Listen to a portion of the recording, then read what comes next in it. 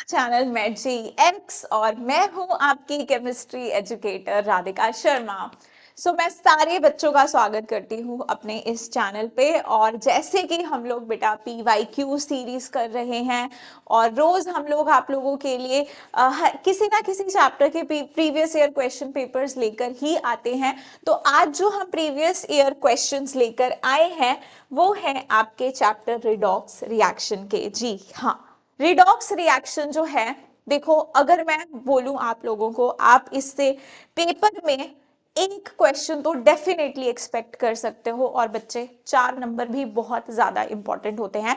अगर कोई बच्चा ये सोचता है कि मेरे लिए मैटर नहीं करते, मैं एक चैप्टर छोड़ के चला जाऊंगा या चली जाऊंगी, तो मैं उन बच्चों को ये बात बोलना चाहूंगी कि बेटा इस चैप्टर को आप चाह के भी नहीं छोड़ सकते हो।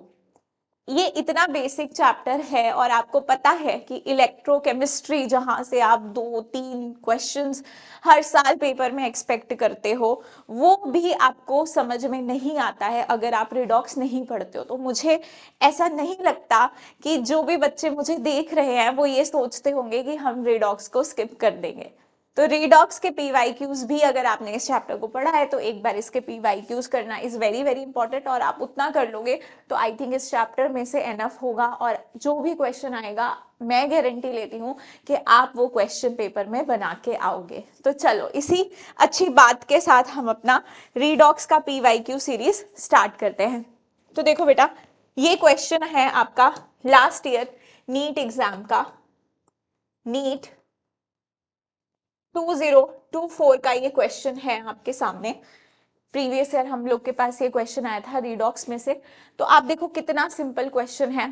थोड़ा इस क्वेश्चन को रीड करो, आप वीडियो को पॉज करो और इस क्वेश्चन को करने की कोशिश करो और फिर अपना आंसर मैच करो और फिर देखो क्या कॉन्फिडेंस आता है। अगर इनकेस तुमसे कुछ गलत हो गया तो सीख लेना, ठीक है, कॉन्फिडेंस लूज मत करना। चलो, oxidation states not shown by Mn in given reaction. Manganese इस रिएक्शन में कौन कौन सी ऑक्सीडेशन स्टेट शो नहीं कर रहा है, ये तो हमें रिएक्शन देख के और ऑक्सीडेशन स्टेट निकाल के ही पता चलेगा मैम। तो देखो सबसे पहला तुम्हारा क्या है, MnO4 2 नेगेटिव। इस रिएक्शन में रिएक्टेंट में देखो जरा, क्या तुमको MnO4 2 नेगेटिव दिखा? हाँ जी ma'am. Product side MnO4 negative भी है और प्रोडक्ट साइड MnO2 भी है। अब इन सब में जल्दी से ऑक्सीडेशन स्टेट फाइंड आउट कर लो बेटा। और जो ऑक्सीडेशन स्टेट देखने को नहीं मिली वही हमारा क्या होगा, सही जवाब। चलिए तो करते हैं हम ऑक्सीडेशन स्टेट को कैलकुलेट। आप x मान लीजिए। कैसा करते हैं हम लोग, x जिसकी निकालनी होती है, x ऑक्सीजन की हमको पता है -2 का चार्ज होता है, 4 ऑक्सीजन है -2, और ओवरऑल जो भी चार्ज होता है उसके बराबर होता है। अगर नहीं होता है तो फिर 0 के बराबर होता है। तो -2, तो x -8 -2 और x इज इक्वल टू +6। क्या मैंगनीज की ऑक्सीडेशन स्टेट यहाँ +6 आई? हाँ जी आई। अब आपको इतना तामझाम नहीं करना है यार, पेपर में नहीं करना है। मुझे पता है तुम सबका टाइम खराब होता है और नीट में time is very very important. इतना बड़ा पेपर है, टाइम सब कुछ है। पेपर आसान होगा लेकिन टाइम से नहीं हुआ ना, फिर तुम्हें पता है कि कुछ क्वेश्चंस ऐसे होते हैं जिनमें टाइम की जरूरत होती है, तो वहां के लिए हमको अपना टाइम बचाना भी आना चाहिए। अब देखो MnO4 नेगेटिव, क्या करो, तुम्हें पता है कि ऑक्सीजन पे -2 का चार्ज होता है, 4 2 8 -8 चार्ज है यहाँ पे, -1 बाहर भी है। अब बाहर है तो -8 इक्वल टू -1 वहां पे जाएगा तो +7 बन जाएगा। तो मतलब मैंगनीज पे कितना चार्ज होगा, +7 चार्ज होगा, राइट। अब MnO2 में एक ऑक्सीजन पे -2, 2 ऑक्सीजन पे -4, तो ओवरऑल न्यूट्रल है ये कंपाउंड, ओवरऑल न्यूट्रल है ये कंपाउंड, तो इस पे कितना होगा, +4।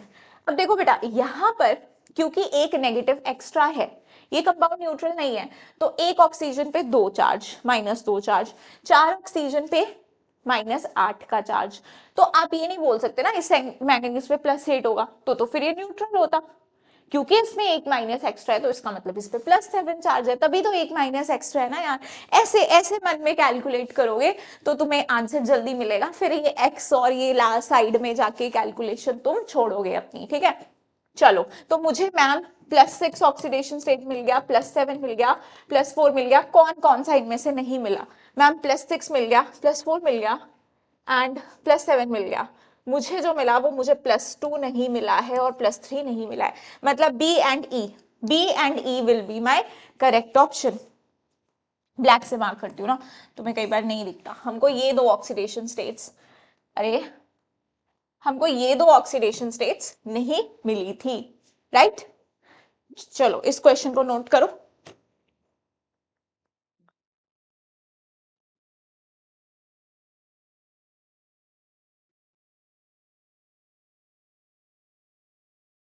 नेक्स्ट क्वेश्चन देखो जल्दी से। Which reaction is not a redox reaction? Redox reaction होने के लिए क्या चीजें जरूरी होती है? Mandatory, that is reduction and oxidation. जिस रिएक्शन में बेटा जी रिडक्शन भी होगा, ऑक्सीडेशन भी होगा, उसे ही तो हम क्या कहेंगे बेटा?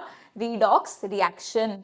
तो रिडॉक्स रिएक्शन में रिडक्शन ऑक्सीडेशन पहचानने का एकमात्र तरीका, सबसे हमारा फेवरेट तरीका क्या है ma'am? Increase in oxidation number को हम ऑक्सीडेशन कहते हैं, डिक्रीज इन ऑक्सीडेशन नंबर को हम रिडक्शन कहते हैं। और ये बात हमारे दिमाग में बहुत अच्छे से फिट है, क्योंकि इसके बिना हम ऑक्सीडेशन रिडक्शन हमें नहीं समझ में आता। पहले आप क्या करते थे? Addition of oxygen, removal of oxygen छोटी क्लासेस में, लेकिन बेस्ट मेथड आप लोग 11th में आके जानते हो, that is increase in oxidation number and decrease in oxidation number. तो आप देखो जिंक 0 से +2 में जा रहा है, +2 में प्रवेश कर रहा है, 0 से +1 में चला गया, ऑक्सीडेशन नंबर इंक्रीज, तो ऑक्सीडेशन हुआ है। और कॉपर +2 से हमारा 0 में गया है, डिक्रीमेंट हुआ है, तो ये क्या शो कर रहा है? रिडक्शन शो कर रहा है। और KClO3 की बात करें तो K में कोई चेंज नहीं है, +1 है, +1 है। Cl में देखो चेंज है भाई, यहाँ पे तुम्हारा क्लोरीन का ऑक्सीडेशन स्टेट क्या होगा? मैं तुम्हें बोल रही हूँ तुम X करके मत करो, X करके मत करो, मुझे ऐसे बता दो तुम क्लोरीन का ऑक्सीडेशन नंबर यहाँ पे कितना होगा? मैम ऑक्सीजन पे चार्ज होता है -2, 3 ऑक्सीजन है तो -6, और वहां पर हमारे पास पोटेशियम भी है जिसके ऊपर +1 चार्ज है। ओवरऑल हमें ये न्यूट्रल लग रहा है कंपाउंड, तो +1 है तो क्लोरीन पे +5 होना चाहिए, इजंट इट? तो ये है +5, यहाँ है 0, तो एक चीज तो हमें यहाँ पर मिल गई कि +5 से 0 में जा रहा है, तो मतलब रिडक्शन हो रहा है। अब किस में चेंज आ रहा होगा भाई? आयोडीन भी है, ध्यान से देखो आयोडीन भी है हमारे पास, यहाँ 0 है। अब ये KClO3 और KiO3 तुम्हें सेम टाइप का कंपाउंड नहीं लग रहा है? तो सेम ही आयोडीन हेलोजन ही तो है। यहाँ पे कितना चार्ज होगा तुम्हारा? +5 होगा। तो तुम्हारा +5 से क्लोरीन किस में गया? 0 में, रिडक्शन। आयोडीन 0 से +5 में गया, ऑक्सीडेशन। तो ये भी एक रिडॉक्स रिएक्शन है। अब उसके बाद H2Cl2 देख लो भाई, हाइड्रोजन 0, यहाँ पे हाइड्रोजन +1, ये 0, यहाँ -1, तो हो रहा है रिडक्शन ऑक्सीडेशन। एक बार 0 से +1 इंक्रीमेंट, 0 से -1 डिक्रीमेंट, ऑक्सीडेशन रिडक्शन। यहाँ देखो भाई, बेरियम +2 कोई बदलाव नहीं, sodium +1 sodium +1, chlorine -1 chlorine -1, sulphur का ऑक्सीजन -2, सल्फर +6 तो भाई किसी का चेंज नहीं हुआ। तो ऐसा रिएक्शन तुम्हारा रिडॉक्स रिएक्शन नहीं होगा। और इसने हमसे यही पूछा था कि रिडॉक्स रिएक्शन कौन नहीं होगा। और एक और बात बताऊं तुम्हें, मैं इतना चेक करने की जरूरत नहीं होती। जब तुम्हें ये आयन एक्सचेंज वाला आ जाता है ना, एक एग्जाम्पल आयन एक्सचेंज वाला आया, जो हम कहते थे डबल डिस्प्लेसमेंट, है ना, बचपन में बोलते थे डबल डिस्प्लेसमेंट रिएक्शन, अभी भी पढ़ते हो रिडॉक्स में भी तुम डिस्प्लेसमेंट रिएक्शन भी पढ़ते हो, डबल डिस्प्लेसमेंट भी बता देते हैं, लेकिन वो रिडॉक्स नहीं होता, क्योंकि यहाँ पे क्या हो रहा है बेटा? सिर्फ आयन एक्सचेंज हो रहा है ना, आयन एक्सचेंज हो रहा है तो कोई चार्ज थोड़ी बदल रहा है। तो आप ये देखो कि अगर आपको कोई ऐसा आयन एक्सचेंज वाला रिएक्शन मिल जाता है डबल डिस्प्लेसमेंट टाइप का, तो उसी के चांसेस होते हैं कि वो रिडॉक्स नहीं होगा। तो उसको फटाफट चेक करके अपना आंसर जल्दी से टिक करके आया करो। नाउ नेक्स्ट क्वेश्चन इज 2023 का। अच्छा, ये क्वेश्चन भी तुम्हारा 2024 का क्वेश्चन था, ठीक है? ये भी तुम्हारा नीट 2024 का क्वेश्चन था, 2 पेपर हुए थे। एक में वो वाला आया था, एक में ये वाला आया था, दोनों ही आसान थे ना। चलो, on balancing the given redox reaction, अगर आप बैलेंस करो इसे, तो देखो बैलेंस करने के तुमको मेथड सिखाए जाते हैं, ion electrode method, oxidation reduction method, मैंने आप लोग को रिडॉक्स में सिखा रखे हैं, मेरी वन शॉट वीडियो देख लोगे तुम्हारे लिए रिडॉक्स की एनफ है, तुम बैलेंसिंग बहुत आसानी से सीख जाओगे। लेकिन हम पेपर में कोई एक मेथड से करेंगे, ऑब्वियसली जो हमें अच्छा लगता है हम उस मेथड से करते हैं। अब मैं यहाँ पर आपको दोनों मेथड्स को इलेबोरेट करके अलग अलग नहीं बताऊंगी कि आयन में ऐसे होता है, ऑक्सीडेशन नंबर में ऐसे होता है। अगर किसी को वो सीखना है तो please watch my one shot on redox reactions. अब मैं तुम्हें बताऊंगी कि मैं पर्सनली कैसे प्रेफर करती हूँ ऐसे सवाल करना। अब मैं तुम्हें समझाऊंगी तो तुम्हें मेथड लग सकता है कि मैम इसमें भी तो टाइम लग रहा है, बिकॉज मैं तुमको समझाऊंगी, लेकिन जब तुम्हारे माइंड में वो सारे पॉइंट्स है तो तुम उनको ऐसे चुटकियों में करोगे। ठीक है, तो अब देखो कैसे हम लोग इक्वेशन को पेपर में फटाफट से बैलेंस करेंगे, और बैलेंसिंग हमको आनी चाहिए, और ये हमें इलेक्ट्रो में भी काम आती है। चलिए, तो देखो Cr2O7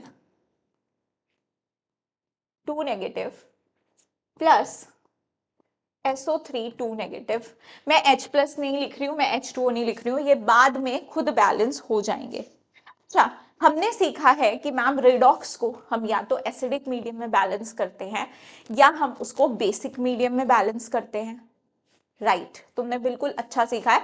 अब एसिडिक कई बार वो लिख देगा तुमको एसिडिक मीडियम, लिख देगा बेसिक कई बार नहीं लिखेगा, तो तुम इक्वेशन में देखोगे क्योंकि तुमको यहाँ H प्लस दिख रहा है and H plus comes from acid beta, तो that means we have to balance this equation in acidic medium, right अगर OH नेगेटिव लिखता है या मीडियम बेसिक दे देता है, मतलब ये इक्वेशन हमको बेसिक मीडियम में बैलेंस करनी है। तो अब एसिडिक में है तो एसिडिक में करते हैं, राइट। तो मैंने H प्लस नहीं लिखा, H2O नहीं लिखा, मुझे पता है ये लास्ट में मैं खुद से बैलेंस कर लूंगी। मुझे कोफिशिएंट्स फाइंड आउट करने हैं ABC। अब बेटा हम क्या करते हैं, एन फैक्टर निकाल लो या चेंज इंक्रीमेंट डिक्रीमेंट निकाल लो, एक ही बात है। ठीक है, कुछ भी बोलो। क्रोमियम +6 है यहाँ पर, क्रोमियम यहाँ +6 है, +6 में जा रहा है +3 में, +6 से +3 में जा रहा है, डिक्रीमेंट हो रहा है। कितने का डिक्रीमेंट हुआ मैम? 3 का डिक्रीमेंट हुआ है, 3 का डिक्रीमेंट हुआ है, पर एक क्रोमियम के लिए 3 का हुआ है, 2 के लिए कितने का हुआ है? 6 का। 2 एटम है तो इंटू 2 करना पड़ेगा। ये स्टेप में बहुत बच्चा गलती करता है बेटा, ट्रस्ट मी। आप बोलते हो आप डिक्रीमेंट निकालते हो, लेकिन आप एक एटम का निकाल के छोड़ देते हो, जबकि यहाँ पर 2 एटम होते हैं, तो आपको ये चीज ध्यान में रखनी पड़ेगी। देन SO3 2 नेगेटिव में वही सल्फर के ऊपर चार्ज कितना है, कितना आएगा? इस पे 6, 2 यहाँ पे एक्स्ट्रा है, यहाँ पे 2 एक्स्ट्रा है, तो यहाँ पे तुम्हें नहीं लगता कि फिर कितना आना चाहिए? +4 आना चाहिए, +4 चार्ज आना चाहिए। अब यहाँ पे सल्फर पे -8 चार्ज है, 2 एक्स्ट्रा है, तो मुझे लगता है इस पे +6 आना चाहिए, है ना? ऐसे निकाल लिया करो। तो अब तुम यहाँ देखो +4 से +6 में जा रहा है, कितने का इंक्रीमेंट? 2 का। नंबर ऑफ एटम्स कितने हैं सल्फर के? कितने एटम्स है? 1। किसका? हमने ऑक्सीडेशन की स्टेट किसका निकाला है? सल्फर का, तो सल्फर को ही देखेंगे ना। यहाँ क्रोमियम का निकाला था, क्रोमियम को, एक क्रोमियम के लिए 3 का चेंज, 2 के लिए 6 का, इंटू 2 करेंगे। ओके, ये निकल गया। क्या मैं इसको सिंपलेस्ट रेशो में ला सकती हूँ? यस, इसकी सिंपलेस्ट रेशो होगी 3:1। तो आप उस सिंपलेस्ट रेशो को, यार ये हमेशा चला जाता है, इसे क्रिस क्रॉस कर दो। क्रिस क्रॉस नहीं करने का मन है तो 2 × 3 कर दो, दोनों को बराबर कर दो, क्योंकि जितना लॉस होता है बेटा उतना ही तुम्हारा, जितना इलेक्ट्रॉन लूज होता है उतने गेन होते हैं। ठीक है, तो इसका मतलब हम लोग को या तो × 3 कर देंगे, फिर इस इक्वेशन को 3 से मल्टीप्लाई करेंगे, या क्रिस क्रॉस कर देंगे। तो अब क्रिस क्रॉस किया तो क्या हो गया, इसे 3 से मल्टीप्लाई किया, अब यहाँ पे अब 3 से कर दिया, और ये 1 से, 1 से नहीं लिखा, कोई बात नहीं। अच्छा, फिर हम सेकंड स्टेप क्या करते थे? हम सेकंड स्टेप करते थे कि मैम ऑक्सीजन के अलावा जितने एटम्स हैं उनको आप बैलेंस कर दीजिए। तो मैं नीचे लिख दूं Cr2O7 2 negative plus 3 SO3 2 negative gives me chromium 3 plus plus plus SO4 2 negative. अब मैम बैलेंस कर दो, यहाँ पे आपको जब 2 क्रोमियम दिख रहे हैं तो इधर भी 2 करो, एंड इधर 3 सल्फर है तो इधर भी 3 कर दो। तो हमने other than oxygen atoms balance कर लिए। अब इसके बाद जरा ध्यान से देखो, हमें क्या बैलेंस करना है, हमें चार्ज बैलेंस करना है। इसको इसको कंफ्यूज कर लेते हो, जो तुमने ऑक्सीडेशन नंबर लिखा होता है ना, इससे कई बार कंफ्यूज हो जाते हो, इसे तुम चार्ज समझ लेते हो। तो ध्यान रहे कि अलग से इक्वेशन लिख लो, प्रैक्टिस बहुत ज्यादा है देन दैट्स फाइन। अब यहाँ पे चार्ज कितना है 2 नेगेटिव, यहाँ पे कितना है 3 2 जा 6। मैम टोटल यहाँ पर इस तरफ लेफ्ट हैंड साइड हमारा 8 नेगेटिव है। इस तरफ देखो 2 3 जा 6, 3 2 जा 6, प्लस 6 माइनस 6 कैंसिल आउट, मतलब इस तरफ 0 चार्ज है। तो मैं चाहूंगी कि दोनों तरफ चार्ज बराबर हो, तो इस 8 नेगेटिव को बैलेंस करने के लिए I have to add 8 H positives. You will balance the charge by H plus when it is an acidic medium, and if it is a basic medium, then we balance charge by OH negative ions. अब last में तुम क्या करो, oxygen balance करो। जरा देखो यहाँ कितने ऑक्सीजन है, 7 यहाँ पर, और यहाँ पे 3 3 जा 9, तो यहाँ पर कितने हैं 16 ऑक्सीजन है। यहाँ कितने हैं 4 3 जा 12 ऑक्सीजन है। तो मतलब मुझे 4 एक्स्ट्रा ऑक्सीजन चाहिए। तो हम किससे बैलेंस करते हैं ऑक्सीजन को, वाटर के साथ। तो यहाँ पे आई ऐड 4 वाटर मॉलिक्यूल्स। ठीक है जी, हो गया। अगर तुमने सब कुछ बहुत अच्छे से किया है तो लास्ट में तुम देखोगे तुम्हारे हाइड्रोजन्स खुद बैलेंस हो जाएंगे। यहाँ 8 हाइड्रोजन्स है, यहाँ 4 2 जा 8 हाइड्रोजन्स है, तो सब बैलेंस। अब मुझे बताओ ए का कितना वैल्यू है। मैम ए यहाँ था A1 है, बी हमारा 3 है, और सी हमारा 2 है। तो ये कौन सा ऑप्शन है, नहीं सॉरी सी ये है, सी तुम्हारा कितना है 8।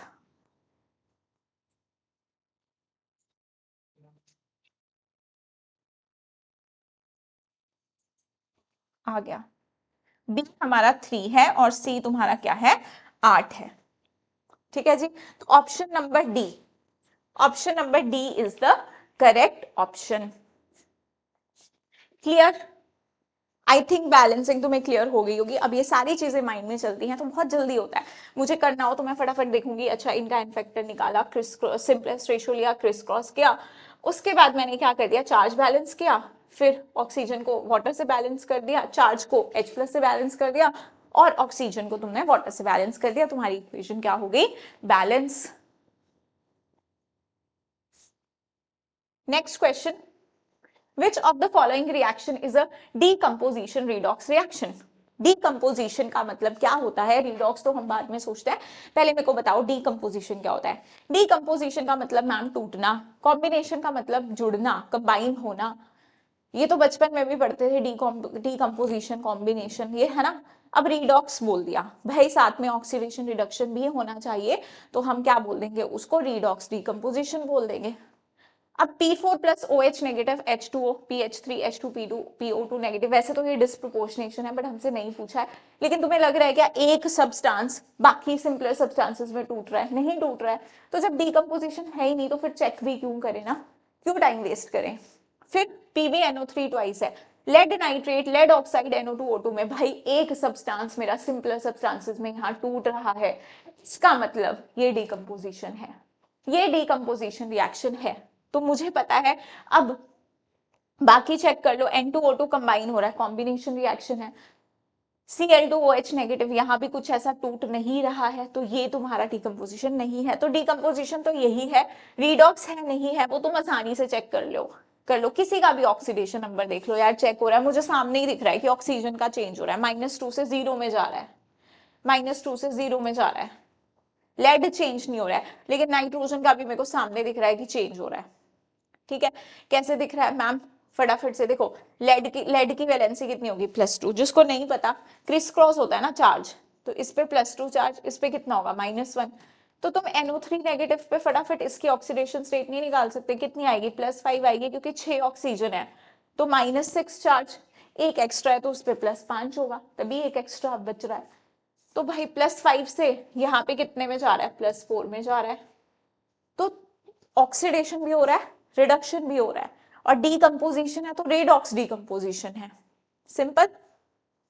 चलिए नेक्स्ट सवाल, which of the following reactions is the metal displacement reaction? choose the right option. displacement, एक मेटल दूसरे मेटल को डिस्प्लेस कर रहा है, मैं आके तेरी जगह बैठ जाऊं, मैंने तेरे को डिस्प्लेस कर दिया, राइट? तो displacement reaction Cr2O3 plus 2Al, aluminium chromium की जगह बैठ गया आके, एल्यूमिनियम को भगा दिया उसने, खुद आके बन गया जी ऑक्साइड बन गया, एल्यूमिनियम ऑक्साइड, क्रोमियम ऑक्साइड को हटा के ऑक्सीजन के साथ खुद उसने क्या कर लिया, बॉन्डिंग कर ली अच्छी। तो दैट मीन्स ये मेटल डिस्प्लेसमेंट है, और हमें पता है कि एल्यूमिनियम हमारा रिएक्टिविटी सीरीज में कहा क्रोमियम से ऊपर ही होता है, तो वो उसको डिस्प्लेस कर सकता है। तो दैट मीन्स ये हमारा डिस्प्लेसमेंट है, मेटल डिस्प्लेसमेंट। FeHCl, तो देखो आयरन भी हाइड्रोजन को डिस्प्लेस कर रहा है, लेकिन मेटल को डिस्प्लेस करना है, मेटल डिस्प्लेसमेंट पूछा है, तो ये नहीं होगा। PbNO3 तुम्हारा डीकंपोजिशन है, KClO3 वाला रिएक्शन हीट किया है, टूट रहा है, ये डीकंपोजिशन है, तो तुम्हारा ए ऑप्शन ही यहाँ पर जो होगा वो सही होगा। उसके बाद देखो, what is the change in oxidation number of carbon in the following reaction? What is the change in oxidation number of carbon in the following reaction? CH4 plus Cl2 CCl4 plus HCl। तो basically carbon देखना है ना, carbon तो methane से carbon tetrachloride में change हो रहा है। अब मैं तुम्हें एक बात बता दूं, यहाँ पे हाइड्रोजन पे कितना चार्ज है, +1, कार्बन के साथ बॉन्डेड है ना यार, कार्बन स्लाइटली थोड़ा ज्यादा इलेक्ट्रोनेगेटिव होता है हाइड्रोजन से, तो ऑब्वियसली यहाँ 4 पे प्लस, तो यहाँ पे -4 होगा, है ना, न्यूट्रल है ओवरऑल, तो ये -4, या तुम्हें x करके निकालना है तो निकाल लो, वही आएगा। CCl4, क्लोरीन पे तो -1 होता है ना, क्लोरीन कार्बन ज्यादा इलेक्ट्रोनेगेटिव है, तो 4 क्लोरीन तो -4, तो कार्बन पे +4, तो मतलब -4 से +4 में जा रहा है तुम्हारा कार्बन।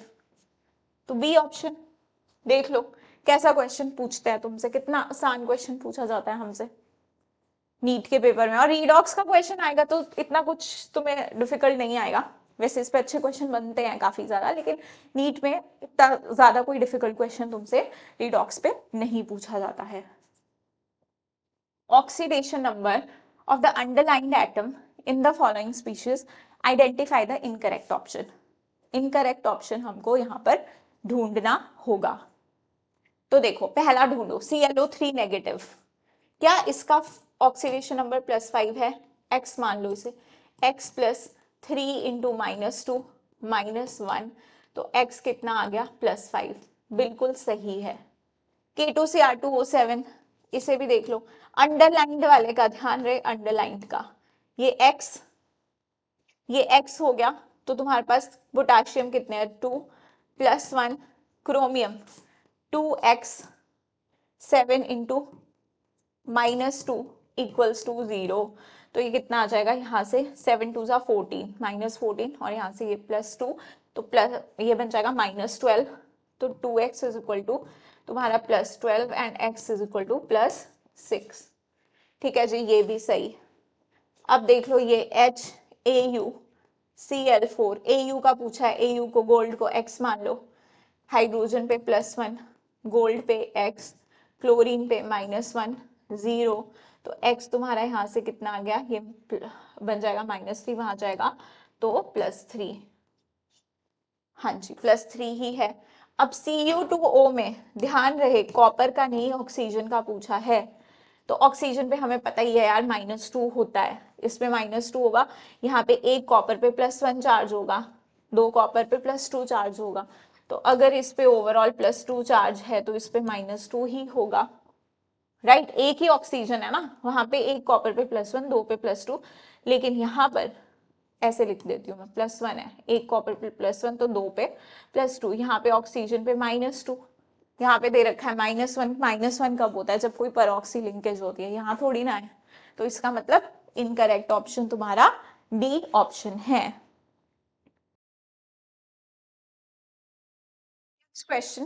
नेक्स्ट क्वेश्चन देखो, which of the following reactions are disproportionation reaction?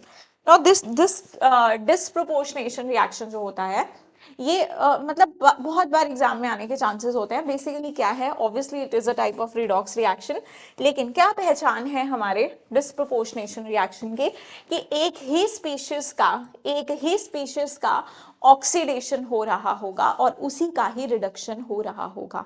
Otherwise हम देखते हैं कि एक किसी का ऑक्सीडेशन हो गया, किसी दूसरे एटम का रिडक्शन हो गया, उसे हम डिस्प्रोपोर्शनेशन नहीं कहते हैं। जब एक ही एटम का ऑक्सीडेशन भी हो, उसी का ही रिडक्शन हो, तब हम उसे डिस्प्रोपोर्शनेशन कहते हैं। तो कॉपर यहाँ पे देखिए आप +1 में है, यहाँ +2 में है, और यहाँ पर आपका कॉपर -2 में है, क्योंकि ऑक्सीजन पे +2 ऑक्सीजन पे -2 है, तो कॉपर पे +2 होगा, राइट। तो कॉपर +1 से +2 में गया, इसे क्या बोलेंगे, ऑक्सीडेशन। कॉपर यहाँ पर आपका, एक सेकेंड, यहाँ पे कॉपर +1 से चार्ज उस पे +2 है, यहाँ पे +1 है, ओके। और यहाँ पे भी तुम्हारा कॉपर पे कितना चार्ज है, +2 है। तो कॉपर तुम्हारा +1 से +2 में जा रहा है, और कॉपर ही तुम्हारा +1 से +2 में जा रहा है।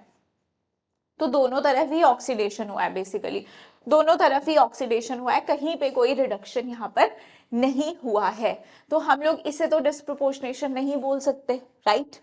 ओके, अब यहाँ पर अगर हम देखें तो MnO4 सेकेंड ऑप्शन में देखें, MnO4 2 नेगेटिव हमारा किस में जा रहा है, MnO4 नेगेटिव में। यहां पर अगर मैं मैंगनीज की ऑक्सीडेशन स्टेट निकालूं तो कितनी आएगी बेटा, +6 आएगी, राइट। अभी अभी हमने निकाली भी थी, तो अब मैं दोबारा से तुमको फिर से एक्स करके तो नहीं समझाऊंगी, बट तुम अपना देख सकते हो, +6 ही आएगा। और यहाँ पर तुम्हारा +7 होगा, यहाँ पर तुम्हारा +4। तो एक बार +6 से +7 में जाने को क्या बोला जाएगा, ऑक्सीडेशन। +6 से +4 क्योंकि डिक्रीमेंट हुआ है, रिडक्शन। तो that means this is my disproportionation reaction. उसके बाद देखो KMnO4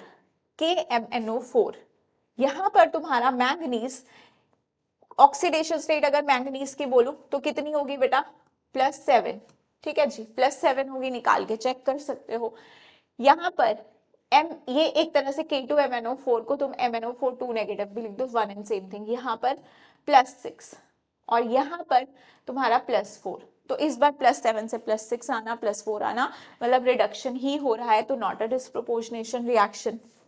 नाउ MnO4 नेगेटिव, यहाँ पर कितना होगा इस पे चार्ज, तो दिस इज योर +7। यहाँ पर तुम्हारा Mn2+ दे रखा है, और इस तरफ तुम्हारा MnO2, यहाँ पर +4 दे रखा है, Mn2+। क्या यहाँ पे इस क्वेश्चन में कुछ और भी होना चाहिए था साथ में, एक बार मैं चेक कर। ओके, सो यहाँ पे ना ये जो Mn2 लिख रखा है, दिस इज बेसिकली Mn2+, ठीक है जी। तो यहाँ पर एक बार देखो, ये Mn2+ से Mn+4 में जा रहा है, ठीक है जी। Mn2+ से बेटा Mn+4 में जा रहा है, क्या हो रही है, ऑक्सीडेशन। Mn+7 से किस में जा रहा है, +4 में, क्या हो रही है, रिडक्शन। अब इसे क्या तुम डिस्प्रोपोर्शनेशन बोलोगे, इस रिएक्शन को हम, ये डिस्प्रोपोर्शनेशन का उल्टा है। डिस्प्रोपोर्शनेशन में क्या होता है, आपका एक सब्सटेंस जो होता है रिएक्टेंट वाला, वही उसी की ऑक्सीडेशन, उसी की रिडक्शन हो रही होती है। यहाँ पे अलग अलग सब्सटेंस जिनमें ऑक्सीडेशन रिडक्शन हो रही है, वो सेम ही स्पीशीज बना रही है। This is just the opposite of disproportionation, इसे कॉम्प्रोपोर्शनेशन कहते हैं, कॉम्प्रोपोर्शनेशन कहते हैं। तो देखो इसके अकॉर्डिंग तो हम लोग के पास सिर्फ बी ऑप्शन आ रहा है, एंड बी ऑप्शन हम लोगों को कहीं पे भी नहीं दिया है कि B only is the option. मुझे ऐसा क्यों लग रहा है कि ए ऑप्शन ही गड़बड़ ऑप्शन है यहाँ पर, क्योंकि इस रिएक्शन में बेटा कॉपर +1 से +2 में जा सकता है, 0 में जा सकता है। यहाँ पे CuO नहीं आना चाहिए, यहाँ पर कॉपर जो होना चाहिए that should be in 0 oxidation state, 0। तो इसे मैं यहाँ पे सही कर लेती हूँ, कॉपर +1 से +2 और 0 में जा रहा है, सो दैट मीन्स एक बार ऑक्सीडेशन, एक बार रिडक्शन हो रही है। तो ऑप्शन हमारा इस अकॉर्डिंग क्या ऑप्शन आना चाहिए, A and B, A and B only, A and B and only option हमारे पास गिवन है। दैट मीन्स ये रिएक्शन, क्योंकि रिएक्शन जो होती है वो इसी तरह से लिखी जाती है, कॉपर +1 +2 और 0 में डिस्प्रोपोर्शनेट होता है। Okay, so now correct structure of tribromo octa oxide, tribromo octa oxide, octa का मतलब 8, ऑक्टा का मतलब क्या, 8 ऑक्सीजन है। और ब्रोमीन, ब्रोमीन तुम्हारा यहाँ पे कितने ब्रोमीन ले लिया है हमने, 3 ब्रोमीन ले लिया है। ठीक है, मैं यहाँ पे लिखूं ब्रोमीन, ब्रोमीन, ब्रोमीन। तो जब भी हमें ना एक से ज्यादा सेंट्रल एटम आ जाए, जैसे सेंट्रल एटम हमारा क्या होता था बेसिकली, अगर एक होता है तो हम बड़ी इजीली बना लेते हैं ना स्ट्रक्चर। कई बार हमारे पास एक से ज्यादा सेंट्रल एटम भी आ जाता है, जैसे यहाँ पे 3 है, तो हमें क्या करना होता है ना, जो भी तुम्हारे साइड एटम्स हैं उनको सिमेट्रिकली डिवाइड कर देना होता है। सिमेट्रिकली कैसे डिवाइड कर सकते हो, क्योंकि 8 ऑक्सीजन है, तो अगर मैं इस तरफ 3 ऑक्सीजन लिखूं तो यहाँ पर 2, ठीक है। एक सिमेट्रिक, ऐसा नहीं किया मैंने कि यहाँ पे 4 लिख दी वहां पे 2 लिख दी, एक हमें सिमेट्रिकली डिवाइड करने की कोशिश करनी चाहिए। अब देखो बेटा, ब्रोमीन, ब्रोमीन तुम्हारा क्या है, bromine basically fluorine, chlorine, fluorine तुम्हारा second period, chlorine third period, fluorine chlorine bromine, फिर ये फोर्थ पीरियड में आता है। और तुम्हें पता है कि सेकंड पीरियड वालों में वेकेंट डी ऑर्बिटल नहीं होता है। सेकंड पीरियड वालों में हमने ये सब चीजें कहाँ पढ़ी है, केमिकल बॉन्डिंग में, हमारे पास कहीं पे भी वेकेंट ऑर्बिटल नहीं होता है सेकंड वालों में, लेकिन हमारे थर्ड या फोर्थ या फिफ्थ इनके पास वेकेंट डी ऑर्बिटल होता है।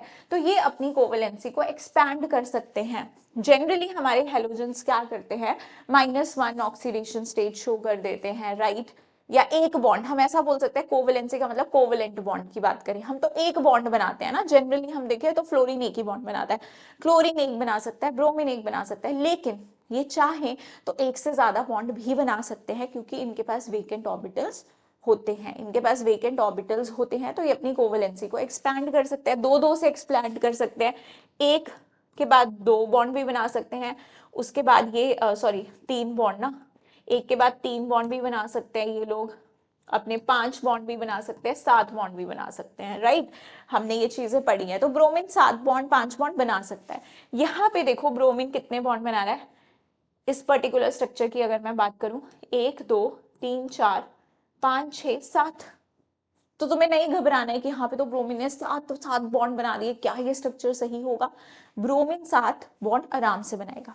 अब जरा देखो यहाँ पे ट्राई ब्रोमो ऑक्टा ऑक्साइड में कहीं से भी तुम्हें कुछ आयन के बारे में मेंशन किया कि ये एनायन है, कैटायन है, तो हम क्यों लगाएं भाई ऑक्सीजन पे नेगेटिव चार्ज, हम नहीं लगाएंगे यहाँ पर, क्योंकि हमें पता है कि आराम से ब्रोमीन 7 बॉन्ड भी बना सकता है। तो हमारा जो पहला स्ट्रक्चर है, पहला स्ट्रक्चर ही सही स्ट्रक्चर होगा। यहाँ पे देखो 1 2 3 4 5 6, कितने बॉन्ड बना दिए इसने, यहाँ पे बना दिए 1 2 3 4 5 6, 6 बॉन्ड यहाँ पे तुम्हारा ब्रोमीन बना रहा है।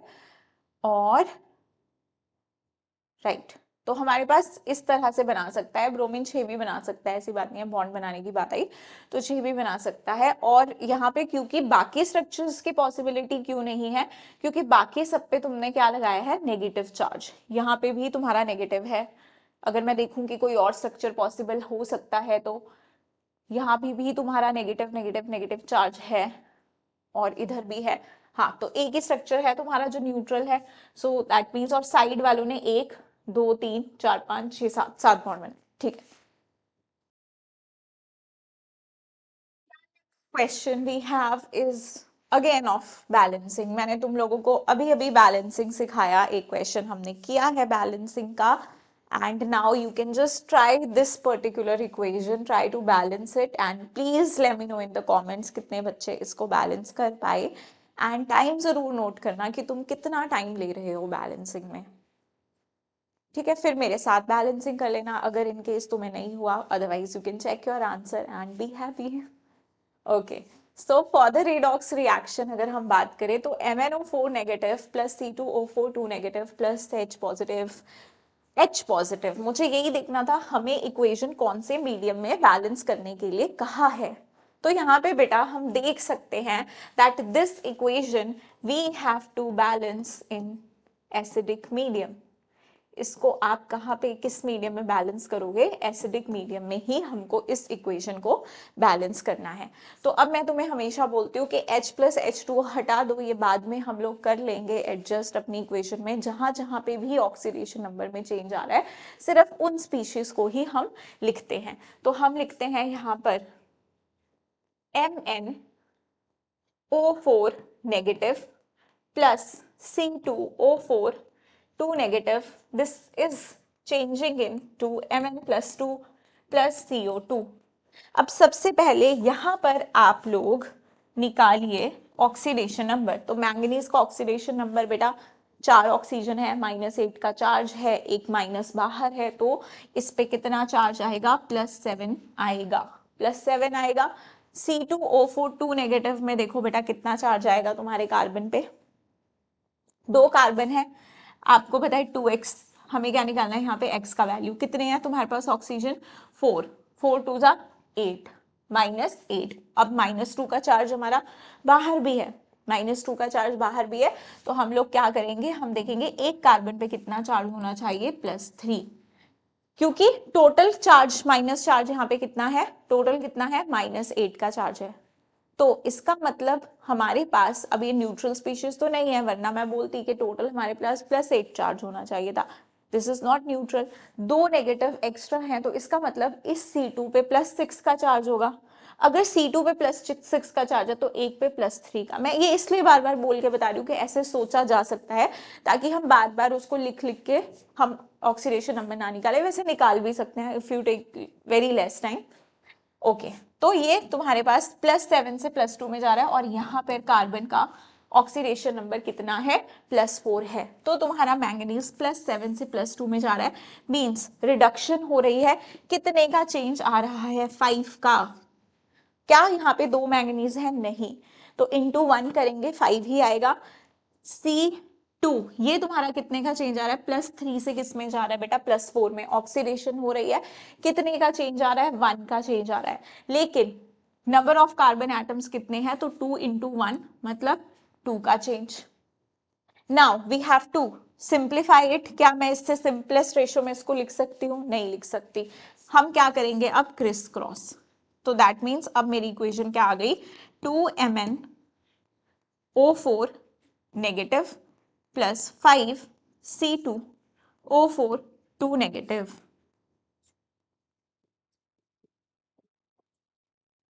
अब मैं क्या कर सकती हूं?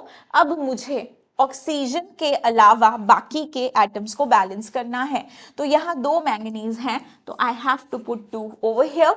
यहाँ पर 5 2 10 कार्बन है, तो आई हैव टू पुट 10। अब देख लो, कार्बन भी बैलेंस है, मैंगनीज भी बैलेंस है। अब आप नेक्स्ट स्टेप में क्या करते हो बेटा? चार्ज को बैलेंस करते हो। चार्ज को कैसे बैलेंस करते हैं? 2 नेगेटिव यहाँ से और 10 नेगेटिव यहाँ से, तो आपके पास टोटल यहाँ पर मैं देख सकती हूँ कितने हो गए हैं हमारे पास नेगेटिव्स? 12 नेगेटिव्स हैं यहाँ पे, 12। ओके, तो अब यहाँ पे अगर हम बात करें इस तरफ हम लोगों के पास कितने पर्टिकुलर चार्ज होंगे? मैंगनीज के ऊपर +4 का चार्ज है, मतलब एक के ऊपर +2, तो 2 पे कितना? +4। और कार्बन डाइऑक्साइड तो यहाँ पे न्यूट्रल है, राइट? ओके, तो चलो अब मुझे इनको बैलेंस करना है। इस तरफ +4 है, इस तरफ तुम्हारे पास 12 नेगेटिव्स है, और चार्ज बैलेंस करने के लिए मेरे पास तो सिर्फ H+ है। मुझे H+ से चार्ज को बैलेंस करना है। तो अगर मैं इसके अंदर बेटा 12 H+ डाल दूं तो 12 नेगेटिव न्यूट्रलाइज हो जाएंगे, 12 नेगेटिव न्यूट्रलाइज हो जाएंगे, यहाँ चार्ज खत्म हो जाएगा। लेकिन यहाँ पे 4 एक्स्ट्रा है चार्ज, यहाँ पे तुम्हारे पास 4 पॉजिटिव्स भी हैं, यहाँ पे 4 पॉजिटिव्स भी हैं, तो फिर चार्ज तो बैलेंस नहीं हुआ। यहाँ 0 चार्ज, यहाँ पे 4 तो मुझे 4H+ और ऐड करने पड़ेंगे। तो मुझे टोटल 16H+ ऐड करने पड़ेंगे। यहाँ पे 12 से काम नहीं चलेगा, यहाँ पे आप 0 चार्ज नहीं रख सकते, वहां पे 4 पॉजिटिव। अगर उधर 0 होता तो हमारा वर्क करता, बट यहाँ पे 4 पॉजिटिव्स है, तो that means I have to add 16H+ over here. I have to add 16H+ over here. अब अगर आपने सब कुछ सही से बैलेंस किया है तो आपका वाटर ऑटोमेटिकली सॉरी आपका वाटर नहीं, आपके हाइड्रोजन ऑटोमेटिकली बैलेंस हो गए। देखो अभी लास्ट में पहले हमें क्या करना है, ऑक्सीजन को बैलेंस करना है। ऑक्सीजन कितने हैं यहाँ से 4 2, 4 2 जा 8 और यहाँ पे कितने हैं तुम्हारे 5 4 जा 20, मतलब टोटल 28 ऑक्सीजन है इस तरफ कितने हैं 20 ऑक्सीजन है, मतलब I have to add 8 water, I have to add 8 water. अब खुद देखो हाइड्रोजन बैलेंस हो गए 8 2 जा 16 16H+, तो हमारे हाइड्रोजन खुद बैलेंस हो जाता है अगर हमारी सारी इक्वेशन को हमने शुरू से लेकर एंड तक सही से बैलेंस किया है। तो इसी तरह से बैलेंसिंग करनी है। हो सकता है इस बार भी रेडॉक्स से तुम्हारे नीट एग्जाम में बैलेंसिंग का क्वेश्चन आ जाए, तो प्लीज अच्छे से बैलेंसिंग करना सीख लो इक्वेशंस की। तो यहाँ पे पूछा क्या था बेटा, कोफिशिएंट्स पूछे थे आपसे, नहीं MnO4 नेगेटिव कितने हैं, तो देखो कितने MnO4 नेगेटिव है 2 है, C2O4 2 नेगेटिव कितने हैं 5 हैं, राइट। H+ कितने हैं 16 हैं, तो yes B is the correct option, B हमारा क्या आ गया correct option. Next, hot concentrated sulfuric acid is a moderately strong oxidizing agent.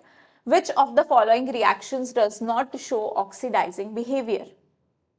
यहाँ पे हम लोग को क्या बताना है कि कहां पर आपका H2SO4 जो है वो ऑक्सीडाइजिंग बिहेवियर शो नहीं कर रहा है। ऑक्सीडाइजिंग का क्या मतलब है, मतलब दूसरे की ऑक्सीडेशन कराना, खुद की रिडक्शन कराना। What is oxidising agent, oxidising agent का काम क्या होता है, oxidising oxidising agent self reduction and दूसरे का oxidation of other, oxidation of other, दूसरे का ऑक्सीडेशन, तो जो वो दूसरे के लिए करता है उसी नेचर के अकॉर्डिंग हम उसका नाम बोलते हैं। तो अब देखो यार फर्स्ट में तुम देखो कार्बन प्लस H2SO4, तो कार्बन तुम्हारा किस में चेंज हो रहा है, कार्बन किस में चेंज हो रहा है, कार्बन की ऑक्सीडेशन स्टेट यहाँ 0 थी, यहाँ पर तुम देखोगे तो +4 है, तो कार्बन की ऑक्सीडेशन हो रही है। कार्बन की ऑक्सीडेशन किसके प्रेजेंस में, H2SO4 की प्रेजेंस में, तो इस दूसरे की इसने ऑक्सीडेशन कराई है, तो it is a good oxidation oxidising agent, खुद की ये रिडक्शन कर रहा होगा। यहाँ पे तुम देखो सल्फर इज +6, यहाँ पे तुम सल्फर देखोगे तो इट इज +4, तो खुद की सेल्फ उसने रिडक्शन करवाई है लेकिन दूसरे की ऑक्सीडेशन कराई है, तो that means in this particular reaction yes our H2SO4 is acting as an oxidizing agent, but हमसे कहा गया है कि सल्फ्यूरिक एसिड जो है कौन से रिएक्शन में does not show oxidizing behavior, हमें ऐसा रिएक्शन ढूंढना है। तो चलो हम सेकेंड रिएक्शन की तरफ चलते हैं। सेकेंड रिएक्शन में है CaF2, कैल्शियम पे कितना चार्ज है +2, obviously fluorine is very very electronegative right, तो अपने कैल्शियम के ऊपर तो +2 ही होगा। H2SO4 में यहाँ +6 है, यहाँ कैल्शियम पे +2 चार्ज है और इधर भी सल्फर का निकालोगे तो +6 आएगा, और यहाँ HF पे इस पे -1, फ्लोरीन पे यहाँ -1, तो ये तो वैसे कोई रेडॉक्स रिएक्शन हुआ ही नहीं क्योंकि ऑक्सीडेशन नंबर यहाँ चेंज हो ही नहीं रहा है, किसी की ऑक्सीडेशन नहीं हुई यहाँ पे, कोई कैल्शियम की ऑक्सीडेशन नहीं, किसी की कुछ रिडक्शन, ये ना ऑक्सीडाइजिंग ना रिड्यूसिंग कुछ भी बिहेव यहाँ पे नहीं कर रहा है। So in this reaction I can say that our H2SO4 is not showing any oxidizing behavior, so B option will be our correct option। बाकियों को चेक करो तो देखो कॉपर तुम्हारा 0 से +2 में जा रहा है, सो ऑब्वियसली, और खुद H2SO4 SO2 में जा रहा है, खुद का रिडक्शन दूसरे का ऑक्सीडेशन। सल्फर तुम्हारा SO2 में जा रहा है, +0 से +4 में जा रहा है, खुद ये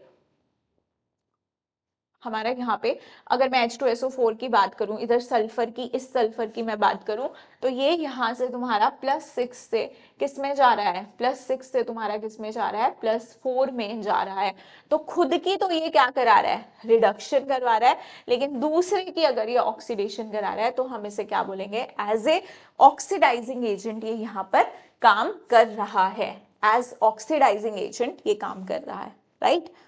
चलो, तो ये वाले रिएक्शन में भी ऑक्सीडाइज, अच्छा इसे टिक नहीं करूंगी फिर कंफ्यूजन हो जाएगा, ठीक है। चलो, तो अब किसी को लगेगा मैम इसी में देखो, इसी में ये +4 शो कर रहा है, इसी को देखेंगे 0, इसी में इसकी हम बोलें तो इसकी यहाँ पर ऑक्सीडेशन हो रही है, इसी वाले आइटम की इसमें क्या हो रही है, रिडक्शन। तो तुम्हें ऐसे टाइप के क्वेश्चंस भी हमने पढ़ाए हैं, क्या होते हैं इस टाइप के रिएक्शंस भी बताए हैं, कैसे होते हैं, फॉर्म प्रोपोर्शनेशन रिएक्शंस होते हैं, राइट। चलिए, तो next question, assuming complete ionization, same moles of which of the following compounds will acquire the least amount of acidified KMnO4 for complete oxidation। ठीक है, KMnO4 हमें वैसे भी पता है, it is a very strong oxidizing agent। तो क्या हो रहा होगा कि ये जो भी पर्टिकुलर हम लोग को यहाँ पे सब्सटेंसेस दिए हैं उनकी क्या करवा रहा होगा, ऑक्सीडेशन करवा रहा होगा। हमें ये देखना है कि सबसे कम मोल्स कहाँ पे लग रहे हैं KMnO4 के, ऑक्सीडेशन जब वो कर रहा है। तो हमें ये पता है, मान लो कोई भी कंपाउंड ले लिया हमने XYZ, उसके साथ अगर हम लोग KMnO4 का रिएक्शन करवाएंगे तो वो उसे ऑक्सीडाइज करके किसी भी पर्टिकुलर स्पीशीज में चेंज कर देगा, राइट। हमें पता है according to law of gram equivalence, हम ये बोलते हैं कि number of gram equivalence of जो भी रिएक्टेंट है will be equal to number of gram equivalence of KMnO4 also equal to number of gram equivalence of product. But अभी हम सिर्फ ये ले रहे हैं इतना। तो अब ये जो भी सब्सटेंस हम यहाँ पे लेंगे, जो भी सब्सटेंस हम यहाँ लेंगे उसके ग्राम इक्विवेलेंस निकालेंगे और KMnO4 के। तो देखो, ग्राम इक्विवेलेंस निकालने के लिए हमारे पास बहुत सारे फॉर्मूलाज होते हैं, हम उसमें से डिसाइड करते हैं कि जिस वक्त हमें जो चीज गिवन हो हम वो वाला फॉर्मूला यूज करें। जैसे आप पढ़ते हो नॉर्मेलिटी इनटू वॉल्यूम भी होता है, बट यहाँ पे एज सच ऐसी कोई चीजें गिवन नहीं है। तो हम जो फॉर्मूला जो हमें यहाँ पे सूटेबल लग रहा है हम यूज कर लेंगे number of moles into n factor, ठीक है।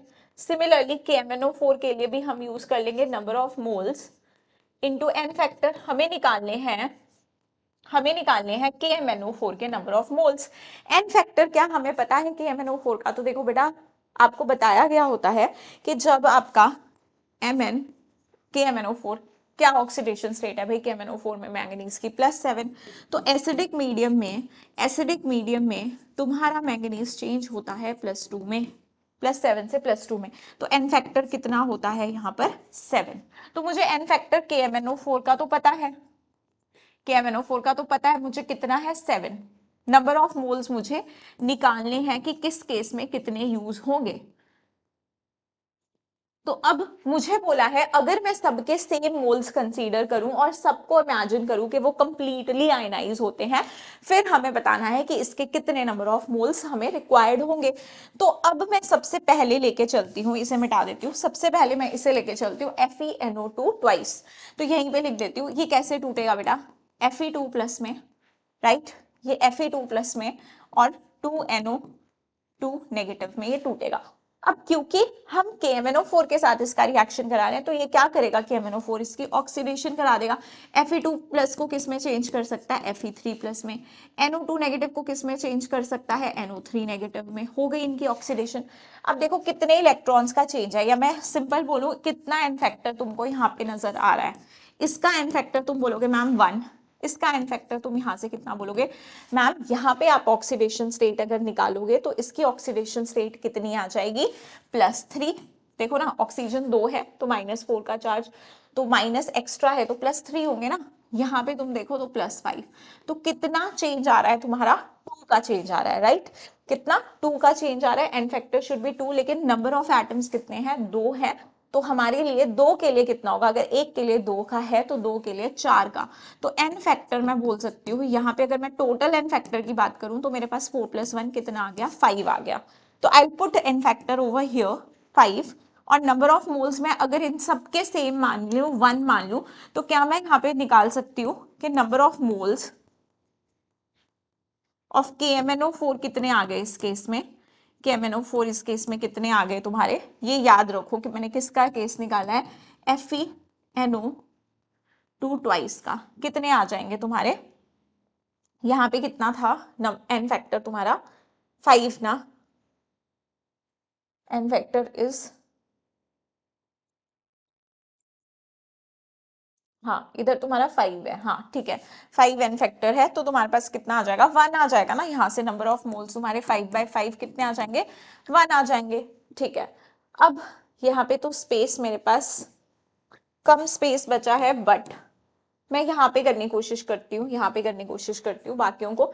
FeSO4 देख लो भाई, FeSO4 तुम्हें पता है यहाँ पे ये कैसे टूटेगा, Fe2+ में और SO4 टू नेगेटिव में। तो जरा ये Fe2+ को तो अगेन Fe3+ में ऑक्सीडाइज कर देगा, क्या इसे ऑक्सीडाइज कर पाएगा भाई? यहाँ पे तो सल्फर ऑलरेडी +6 में है ना, +6 से तो ज्यादा ये और तो नहीं कर सकते इसको आप, +6 इसकी मैक्सिमम ऑक्सीडेशन स्टेट है, ये और इलेक्ट्रॉन्स तो लूज कर नहीं सकता, तो इसकी तो ऑक्सीडेशन होने से रही। तो यहाँ पे कितने का चेंज आया, 1 का चेंज, n फैक्टर कितना आ गया, 1। तो फिर अपना नंबर ऑफ ग्राम इक्विवेलेंट्स का फॉर्मूला निकालोगे तो number of moles of KMnO4 कितने आ जाएंगे। अब मैं डायरेक्ट लिख रही हूँ, n फैक्टर कितना था यहाँ पे, 5 था ना n फैक्टर, और यहाँ पे number of moles of FeSO4 के तुम कितने मान के चल रहे हो, 1, n फैक्टर कितना है, 1। तो तुम्हारे पास number of moles of KMnO4 कितने यहाँ पे यूज हुए, यहाँ पे तुम्हारे यूज हो गए 1/5, राइट, ढंग से लिखूं 5, 1/5, ठीक है जी। अब ये तो FeSO4 हो गया, नंबर डाल दूं मैं, नंबर डाल देती हूँ, ये फर्स्ट केस था, ये सेकंड, थर्ड वाला देख लो। अब FeSO3 कैसे आयनाइज होगा, Fe2+ SO3 2 नेगेटिव, यहाँ पे जरा तुम इस, ये तो चेंज होगा तुम्हारा किस में, Fe3+ में, ये किस में चेंज हो जाएगा, यहाँ पे अगर तुम देखो कि सल्फर की ऑक्सीडेशन स्टेट यहाँ पे कितनी होगी, SO3 2 नेगेटिव में +6, सॉरी -6, 3 ऑक्सीजन है तो -6, तो मतलब यहाँ पे +4 होगा, स्कोप है ना इसका और ऑक्सीडाइज होने का, तो ये होगा किस में जाएगा, SO4 2 नेगेटिव में। कितने का चेंज यहाँ पे मैम, 2 का चेंज, और यहाँ पे कितने का चेंज, यहाँ पर तुम्हारा हो गया है 1 का चेंज, तो n फैक्टर कितना हो गया तुम्हारा, 3। तो इसी से तुम्हारे number of moles of KMnO4 कितने आ जाएंगे, अब मैं डायरेक्ट लिख रही हूँ, number of moles of KMnO4 कितने आ जाएंगे, इसके तो 1 मोल मान के चल रहे हैं, n फैक्टर है 3 और इसका n फैक्टर है 5, तो तुम्हारा आ जाएगा 3/5। अब मैं फोर्थ किसी और कलर से लिख देती हूँ यहाँ पे, फोर्थ वाला, फोर्थ वाले में देख लो, फोर्थ तुम्हारा है FeC2O4, ये कैसे टूटता है, Fe2+ C2O4 2 नेगेटिव, राइट, ये जाएगा तुम्हारा Fe3+ में, ये जाएगा तुम्हारा CO2 में, ये जाएगा +3 से +2, ये जाएगा तुम्हारा +3 से +4।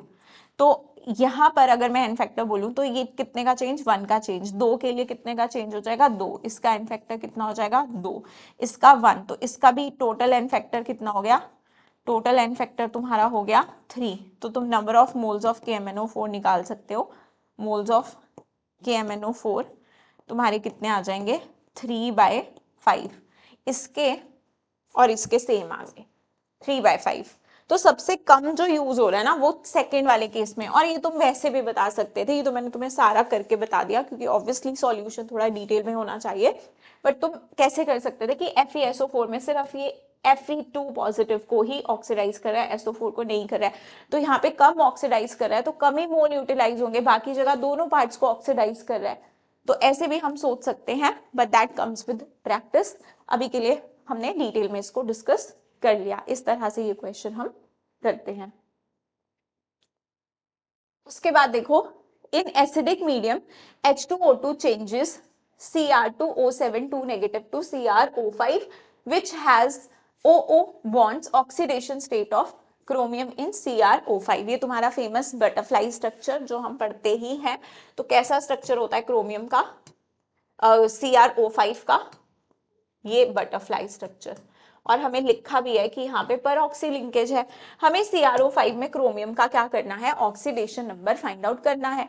तो इस ऑक्सीजन पे कितना चार्ज, -2, तो इसकी वजह से इस पे +2 चार्ज, इस पे कितना होगा, -1, तो इसकी वजह से +1, इस पे भी -1, तो इसकी वजह से +1, इस पे -1 तो इसकी वजह से +1, इस पे -1 तो इस बॉन्ड की वजह से +1, टोटल करो, इसे ऐड कर दो, +2 कितना हो गया 3 4 5 6 6, तो क्रोमियम पे कितना चार्ज हो गया +6। अगर तुम डायरेक्टली निकालोगे तो गलत आएगा, ठीक है, हम डिस्कस करते हैं, इसको गलत आता है।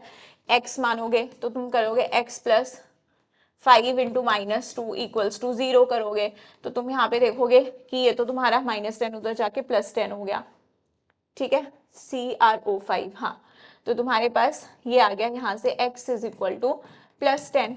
अब मुझे ये बताओ कि क्रोमियम +10 हो सकता है क्या? क्रोमियम +10 हो सकता है? नहीं हो सकता। तो मैम अगर हमारा कभी, क्योंकि मैक्सिमम तुम बोलोगे मैम हम तो स्ट्रक्चर ही नहीं ड्रॉ करते जब हम ऑक्सीडेशन नंबर निकाले तब गलत आ गया, तो देखो जब तुम्हारा गलत आएगा तुम्हें पता चल जाएगा। कैसे पता चलेगा? कि क्रोमियम तुम्हें पता होना चाहिए भाई, क्रोमियम के वैलेंस शेल में कितने इलेक्ट्रॉन्स होते हैं? 3d5 4s1, राइट, यही होता है ना, 24 होता है इसका एटॉमिक नंबर, तो 6 है, तो इसकी +10 ऑक्सीडेशन स्टेट ये कैसे शो कर देगा? +10 ऑक्सीडेशन स्टेट तो शो ही नहीं कर सकता, इसका मतलब गलत। तो जब गलत आ जाए, अगर फिर तुम स्ट्रक्चर नहीं बनाना चाहते हो तो तुम ये सोचो कि उसकी मैक्सिमम ऑक्सीडेशन स्टेट कितनी हो सकती है। क्रोमियम की मैक्सिमम +6 होती है, तो वही आंसर होता है। या फिर हम इसका बटरफ्लाई स्ट्रक्चर बना के भी बताते हैं कि इसकी इस तरह से अगर हम स्ट्रक्चर देखें, क्योंकि इसमें परऑक्सी लिंकेज होने की वजह से इसकी जो ऑक्सीडेशन स्टेट आती है वो +6 आती है, क्योंकि सारी ऑक्सीजन इसमें -2 नहीं होती हैं। हम तो हर ऑक्सीजन को यहाँ पे -2 लेके चल रहे हैं, लेकिन ऐसा थोड़ी है। यहाँ पे तुम देखो कि बाकी जो 4 ऑक्सीजन हैं उनपे तो -1 का चार्ज है। अगर हम ऐसे कैलकुलेट कर लेते कि क्रोमियम, अच्छा x माना, एक ऑक्सीजन है उस पे -2 का चार्ज है, बाकी की 4 ऑक्सीजन है -1 का चार्ज है, इक्वल्स टू 0, तो मेरा x कितना आ जाता? +6 आ जाता, ठीक है। बट ये पता होने के लिए हमें स्ट्रक्चर पता होना चाहिए। Okay, so that's all about redox के PYQs।